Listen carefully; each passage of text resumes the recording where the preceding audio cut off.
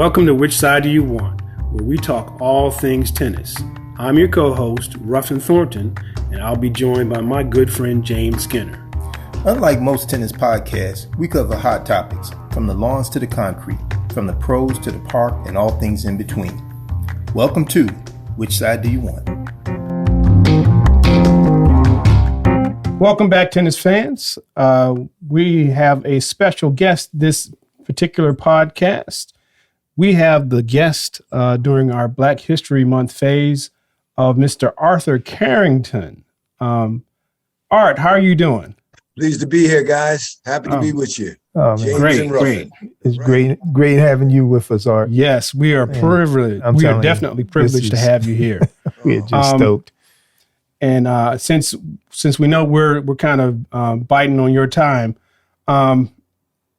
we just have a couple things that we want to just kind of hit your brain with, dealing with the state of tennis in America, specifically African American tennis in America.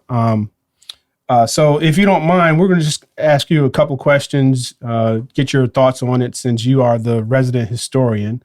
By the way, we're going to definitely be pitching your book, Black Tennis and Archival Collection in 1890 to 1962. Yes, excellent. Very informative, informative. Yes. And, we really definitely appreciate the knowledge that you have from this, because I learned a couple things about tennis and I thought I knew a lot about tennis. Right. And I don't know anything about tennis based on what I found out today. Yeah, most of our story is hidden. Yes. Yeah. Well, I think what you did, Art, you dispelled that myth that everybody thinks that Black tennis in America started with Arthur Ashe, or if they know a little bit more, they think it started with Althea Gibson, and they don't realize that it was an evolution that took place hundreds of years ago. Right. That the history is rich, and that's what your book brought out. It's just a phenomenal story. Yeah, I agree. 100%. That's what I was trying to bring out. Because all my life, people would always ask me about who I was and where I came from, but I always wanted to make them aware of the community that I came from. These are tennis communities that produced Arthur Ashe, Althea, and myself. And too often we go to the individuals, we don't go to the source, to the community that really gave us the opportunity to develop. Yeah. Okay, cool.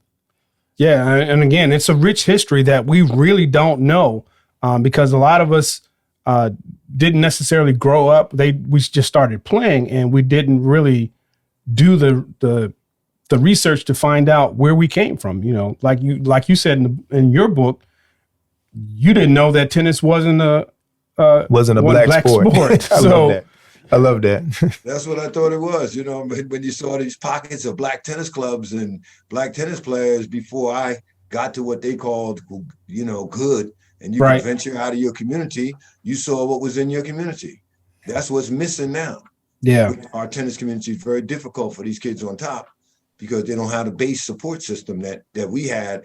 Arthur had a strong support system in Richmond. Right. I had a strong support system in New Jersey in my local club before we even got out of our little local. So, these small clubs are what really made the American Tennis Association and Althea, Arthur, myself, and many others, Right. Okay. Yeah. Well, cool. Well, I'm going to let James start us off with a couple questions that he has for you. All right. Well, one thing, Art, that came to mind that I wanted to ask and get your perspective on is that we did a podcast, I think a recent podcast, where we talked about that long shadow that Arthur Ashe seems to have loomed over the game as far as participation of African-American male tennis players at the upper echelon. And we've had some good young Black players to come in, but we have yet to get one to, we've got one that got to a final, but there's only been one that's actually made it to a Grand Slam final. And we haven't had any to win. Not that should be the end all be all, but in our game, that is a barometer of your success.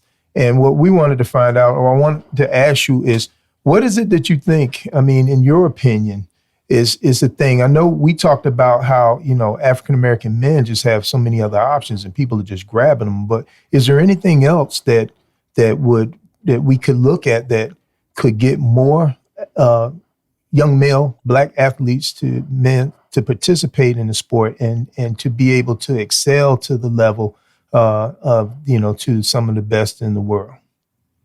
Well, first of all, the amount of time that it takes to develop a tennis player, you have other athletes play college and pro sports and retire. Right. Yeah. 10 years, they say it takes about 10 years to make a high quality, a really good tennis player, especially in the male ranks. They don't develop till later normally. Show signs at 18, 19 years old. Girls show a little earlier. So you need a lot of high quality coaching, first of all. Right. That is one of the unfortunate, many times our players have to make it through attrition. They really don't get that high quality coaching, when I watch Tennis Now and when I see Coco and I hear them talk about Coco's forehand. And, that's a place where that showed a neglect in certain coaching in the earlier stages. And that's, right. So that's where the high quality, because the good coaches command so much money and, getting that high. And when you do have an opportunity to go to academy or places, normally is to you step in as a sparring partner. Right. And if you do that well enough, you can, you can move up. But the high quality coaching that we need on the developmental levels that's kind of hard. That's not in the neighborhood. That's not a neighborhood coach. Whereas basketball, football, we have Pop Warner coaches that were in the NFL. Yeah, right. Stay in the NBA. You got a junior high school coach over here that was played in the NBA. But in tennis, the high quality coaches are so rare. I heard Bernard Hopkins the other day. I was watching something on YouTube, and he was saying that there's 1% good teachers and everybody else is a trainer. And so, that kind of, so it makes it, that's one of the difficulties. And then the other, like I said, back in the day, Ash and out there in us, we came from Black tennis clubs. And so we actually had the support of the entire Black country behind us in tennis, but we came from the ATA. Right. These kids don't have that kind of connection. So they go to tennis academies. The only real support they have is their families. They don't have the kind of, Ash had the whole nation. Out there had the whole country. You understand, as far as the Black tennis, and then the Black middle class was very aware of them. I don't see where tennis, even with the Williams, have gone, but so far, this middle class that really, is aware of our progress in tennis. It hadn't hit the masses. Yeah, I agree. That really brings to mind one of the things that we really didn't think about in our last discussion about some of the challenges that African-American tennis players have, not only on the male side, but definitely on the women's side, you're right. Yeah. Yeah. Well, when you think of Dr. Johnson out there, had Dr. Johnson, Arthur had Dr. Johnson. I went from New Jersey to Dr. Johnson's, you know what I mean? So we had a place, we knew each other. The ATA Nationals was was a place where all of the Black tennis players around the country knew each other. Now, if you play nationals, USTA nationals, you really been in that elite class, and you really don't know the mass of Black players because they're not in that elite class. Right. That's a good point. They play on high school tennis teams or different, you know what I mean? And so you had your high school players, you had all the tennis players would go to the ATA Nationals. So it was only one Arthur Ashe. Right. There was only one out there, but we had all of these, and so that's kind of missing. That's a missing piece there. That in Durham, you had that same type atmosphere. That's why John Lucas and all kind of Bonnie Logan and George, Joe Williams, and we just had so many players that came out. Why? Because you had Algonquin Club, you had a strong tennis community. Sam Jones, the basketball player, he was a tennis player down there. And so it was a whole different kind of. I used to love playing in the CIAA and going to schools because it was you had a whole different kind of. Well, you had a whole different kind of support system because for me going to college in 1965 to 69, trying to go on the tennis tour after that was like a very torturous, extremely difficult thing for me to go to England and try to play tennis when I was used to being, around Black women. Right. At a Black college, Black women. I was, had achieved a high level in that kind of environment where it was very supportive and I was very difficult to beat. When we played major white schools, when they would come through Hampton, when I'd go to tournaments, in my environment, I was tough. But when you would go to Forest Hills and the tennis hadn't hit the stadiums yet. So, it was a real white country club game. Success in tennis was being isolated at a white country club. I did not want that. So I at a certain point, I didn't want to pursue it any further. Once I had, so I was at Roland Garros in like 1971, I think it was. Wow. Arthur Ashe there, and I looked at him. I said, "Arthur, you got this to yourself because I can't work with this. You can't do it." I came out of Hampton and whatnot, being in that lonely environment like that. It would, just I couldn't do it. I wasn't prepared. I wasn't prepared for that. So, really having players that are prepared. You really got to be middle class. You got to be used to, being in a predominantly white world. Right. And so, so it's not like basketball where you have a basketball culture. These guys got a culture. They all roll, you know what I mean? It's a culture on the teams in the whole league. Same thing with football and whatnot. But that's not like that in tennis or golf. And so, that's where you lose your male players. They don't have the environment. Like the way I train, I have heavy bags. I do a whole warrior type fitness because tennis is striking. Exactly. People don't even realize that this is a striking sport here. There's much more to it than what people realize. The whole body engagement that you need for tennis, you need a lot of training, a lot of coordination, concentration. Right. Yeah, that's your true. Brain, your mental endurance has to be really strong, Right. Yeah. Well, that brings up a good question that I wanted to ask. So, I've been watching some of your YouTube videos on your training methods. So how did you come up with these definitely different training methodology that's so innovative? I mean, I really enjoy it. Especially, so to give you a little insight, I'm a PTR instructor as well, but the PTR does not train the way you train. They don't. Right. They don't use the same methodology to, let's say, impart a topspin forehand. But you use ribbons and buckets and things of that nature that are definitely outside. How did you come up with that? Well, first of all, my mother was the playground director. Okay. So I grew up as a playground kid. I played all the sports. Right. Did all of the stuff. And then I started specializing in tennis, but I always had the varsity basketball as well as tennis. Right. And then by the time I was a junior in high school, I had decided, I'm gonna keep playing basketball because that was my black thing, but my identity. But I was in love with tennis and I didn't want to go. I was looking forward to going to tennis tournaments and tennis clubs instead of going to Philly and in Newark in the playgrounds and the rougher scene back in the day. So I opted to, to kind of go with tennis. But in my background was all of these sports. And the first one was across the street from where I lived was the Carver Center. So we all started off with boxing there.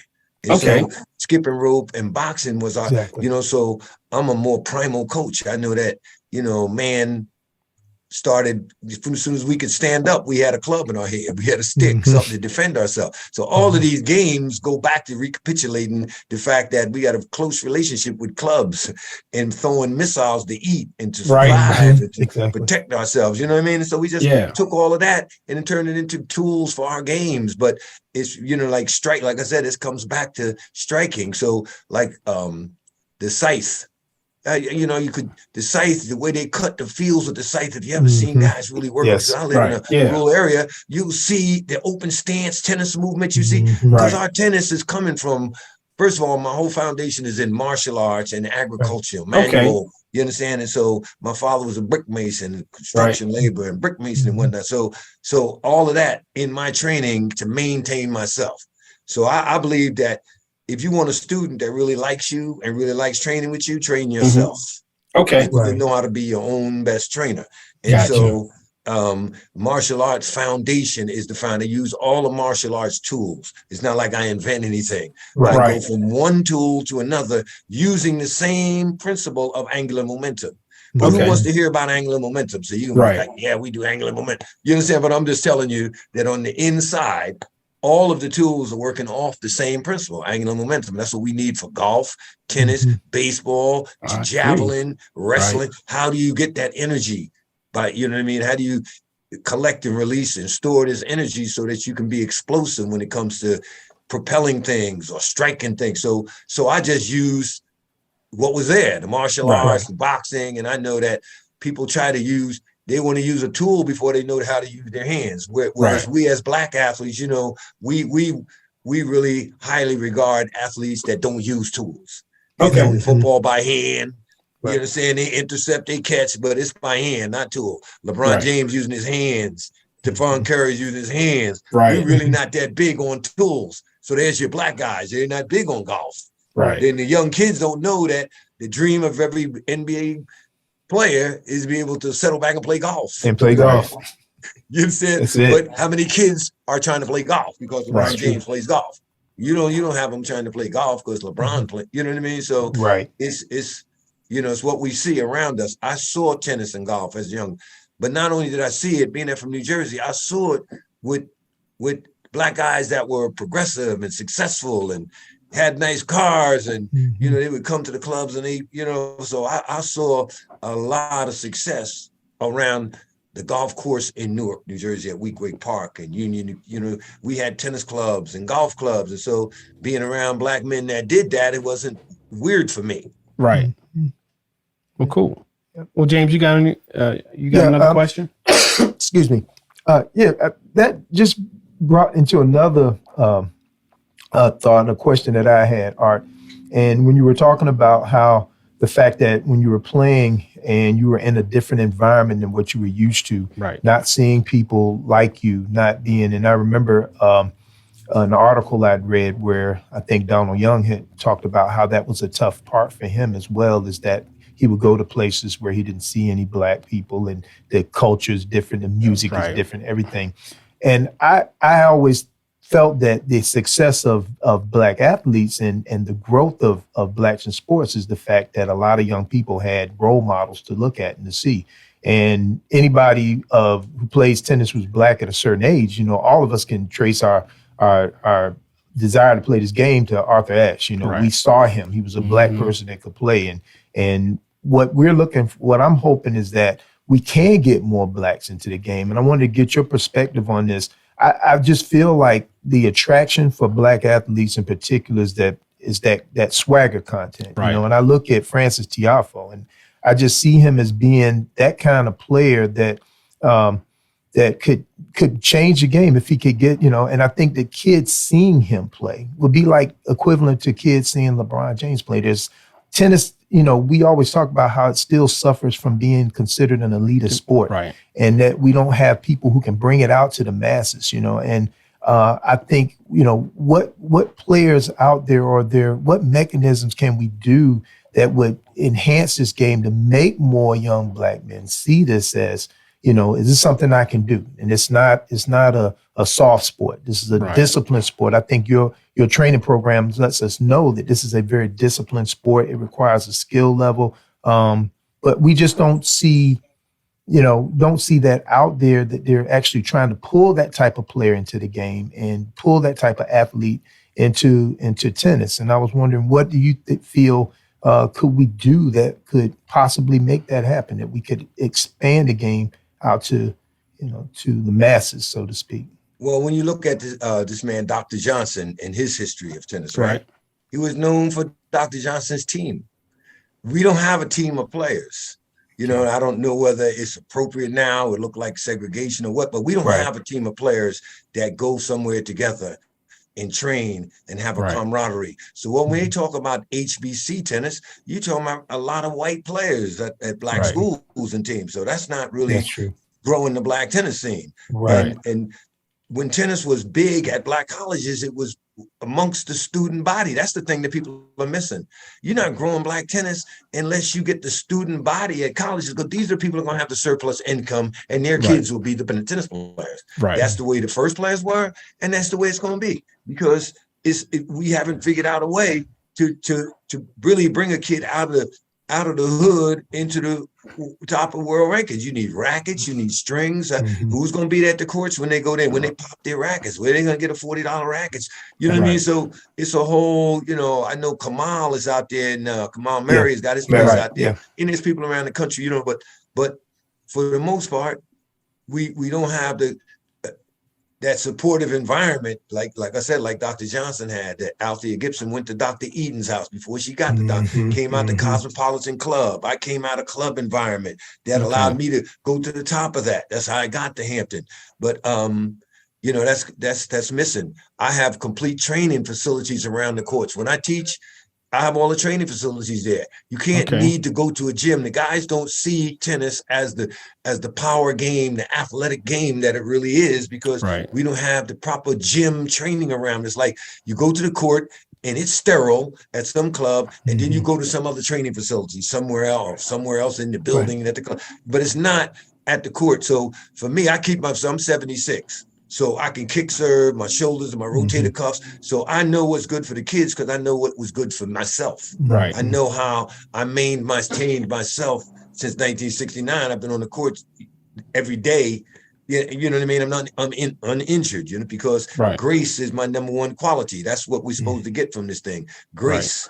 You know what I'm saying? And so how to move and flow. And so that's where the martial arts comes in. If you don't understand, see, what's ruining the game is the specialists. We overly specialize. We lost contact with athleticism and physical education.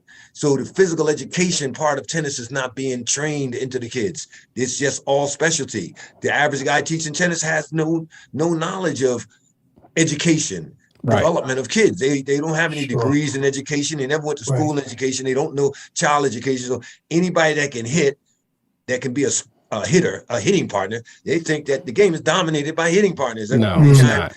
A coach has any kind of potential, somebody with money buys them off individually. You understand? And so they don't go into community. They don't develop in the community. It's just like, oh, here's a guy that let me buy him for my child. But the coach is good, but your child's not ready for that. Your child hasn't earned that. Your money can afford it, but your child has not earned that. I agree. So that's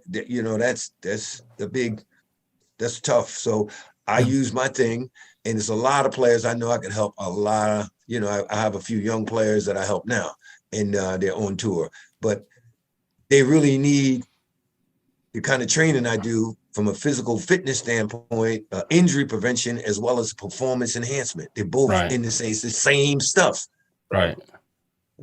You know what I mean? And so that's where I like to get involved with coaches development program. It would be good if I was connected with USPTR. These guys know the knowledge. So I could be doing this. You can contact me, but they know USPTA, USPTR. These guys know them. How could you have somebody that's been in the business since 1969 and you never consult him, never invite him, never have anything to do with him? And so I see the black guys that are, in the organizations, and they don't know how to make a living. You don't know how to make a living in this. Your thing is different. You're not the same as they are. You need to know how to, you need to know how to set yourself up in the community. So I've been here at Hampshire College since 1980, but prior to that, I was in New Jersey, where I'm from 1969 to 1980. I came to Massachusetts, had a boarding camp. Bill Cosby's kids, all major Black Americans would send their kids to my camp for 20 years. I'm talking about from Abidjan, the Ivory Coast, from Trinidad, Jamaica. Arthur Ashe used to tell people all over the world about. So I had people coming in the 80s and the 90s from all over the world to our tennis camp. So, we need these environments. We need these environments. We need to be doing more of what we're doing here. We need to get that out. We definitely do. We need more gatherings. See, we need gatherings. We don't need the tournament. We need the gathering where the players come together, get to know each other, support each other, and then go out from there, and you'll be stronger. And you know what I mean? And so that's kind of, you guys are the guys we need.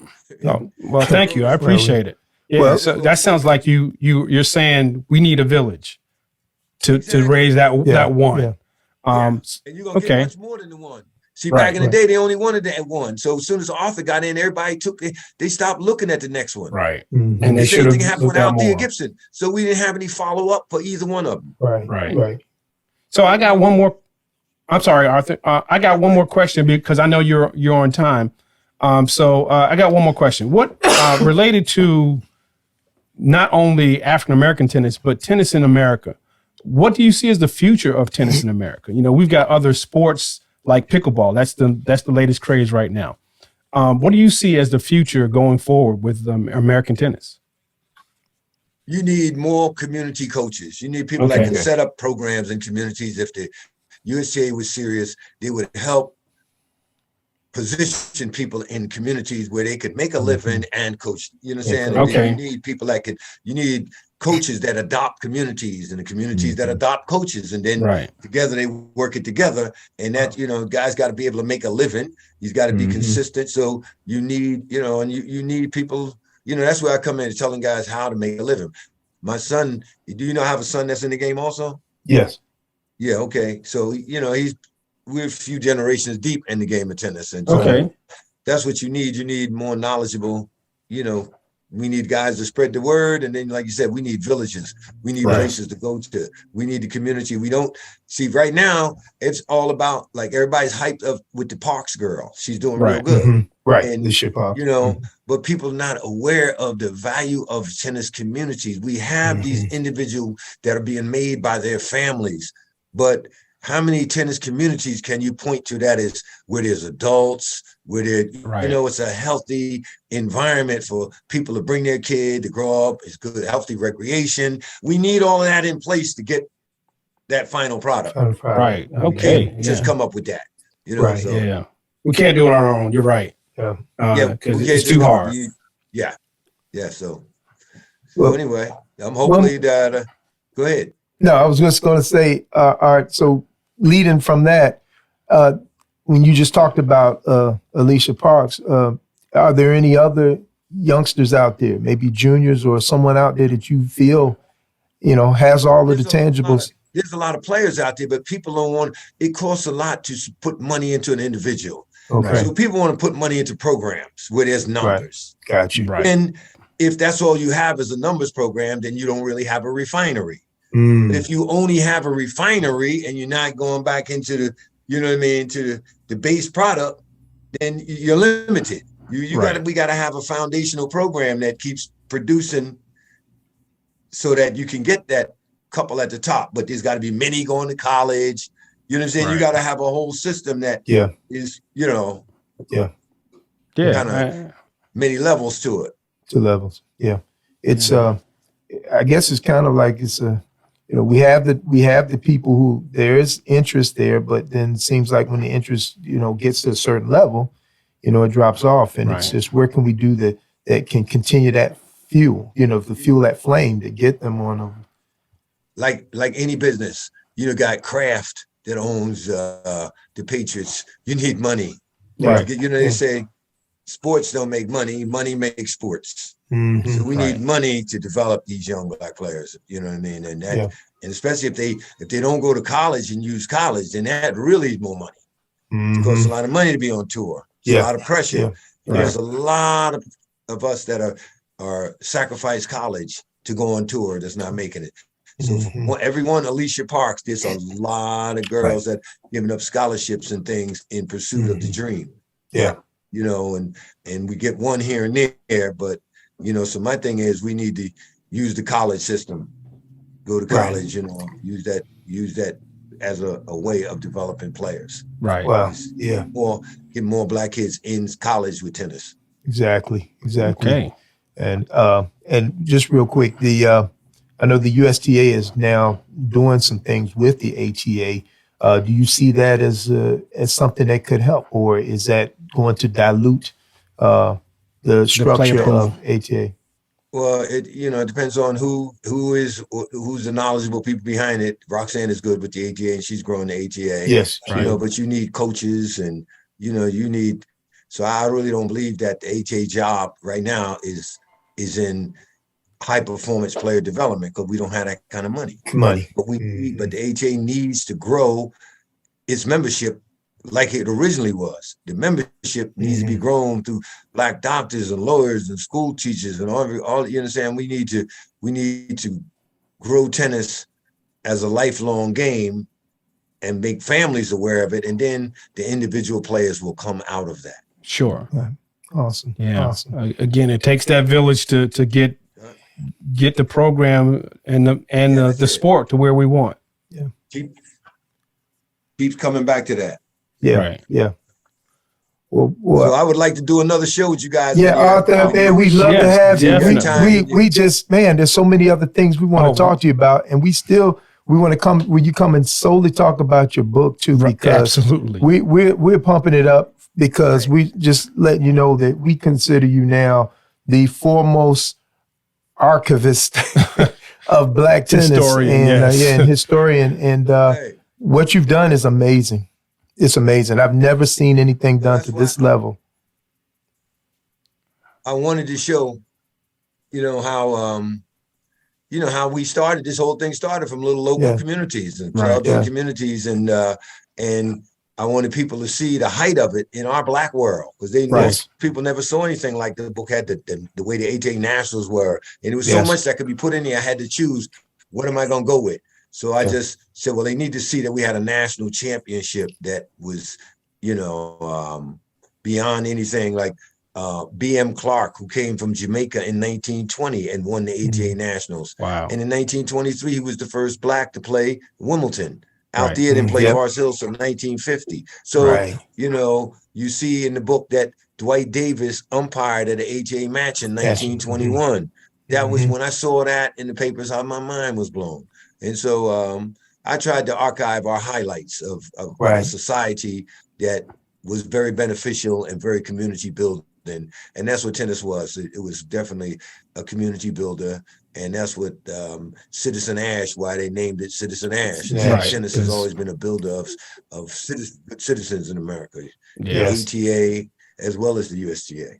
Yeah. No doubt. Let's get together again, all right? Let's do it. Yes, we would love to have you back, Arthur. You just let us know, and we'll make it happen. Thank you very much. Thank you. James. I appreciate you, brother. James. Thank you so much for your time. Okay.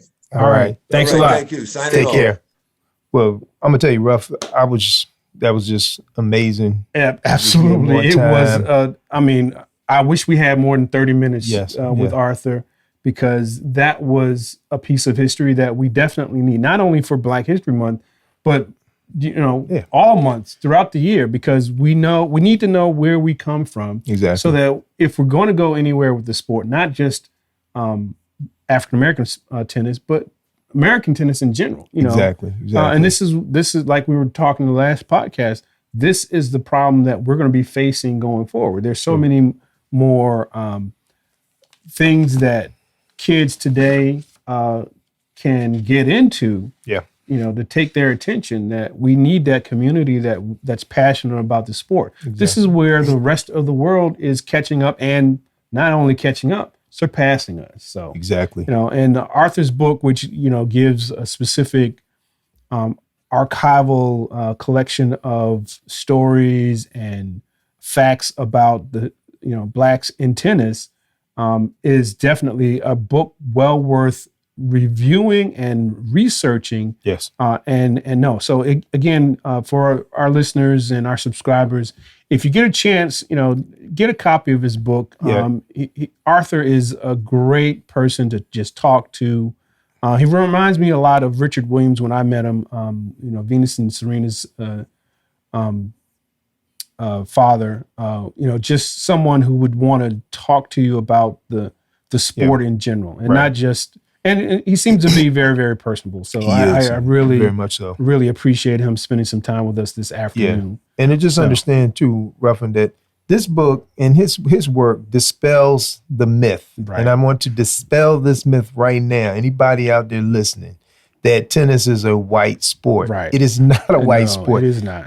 Blacks have been involved in tennis almost at the founding of tennis itself. Right. It's so, it's not been that long. 1890 is not that far from 1876. So let's understand that, folks. This is the beginning of Blacks have been playing tennis pretty much as long as tennis has been out there. Yeah. So yes, it has still, it has that legacy. However, we've been a part of this game for as long as the game has been out there. So understand that, people have made inroads in this game, people of color, for a long time. Absolutely. So it's not a white sport. It's an American it's a world sport. Right. It's a world sport that belongs to the world. And what we do is we try to grow it to the world. Absolutely. And in this country, we want everybody to play. Right. Everybody should play. Swing a racket. Yeah, swing a racket. And go to, you can go to check with, go to Art Carrington tennis